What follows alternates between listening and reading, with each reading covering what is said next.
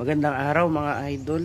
So may mga nababasa ako ng mga post sa PisoNet Davao group natin na nagkakaproblema daw yung Roblox nila. So usually ang dalawa lang naman ang solusyon doon, no?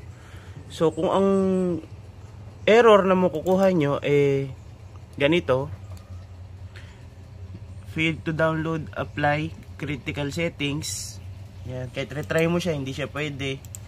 Tapos mapapansin nyo rin na pwede naman kayong makapag-YouTube. So pwede kayo, may internet kayo, pwede kayo mag-YouTube. Tapos kasabay nito yung knives out, hindi rin siya aandar. Yan, network error.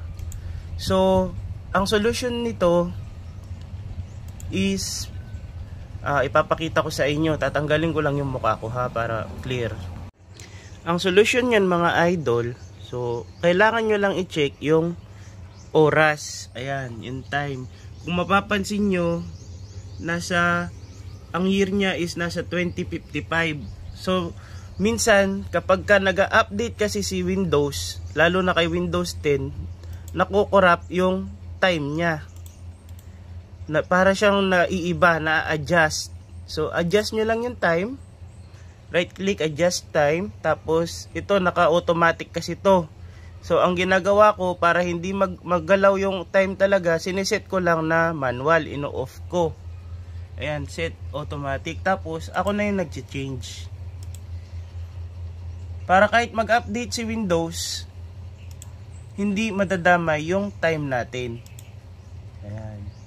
Tapos palitan din natin yung Beijing, or kahit na kahit saan na +8, kasi +8 ang time natin sa Pinas. So i-check natin kung umandar ba.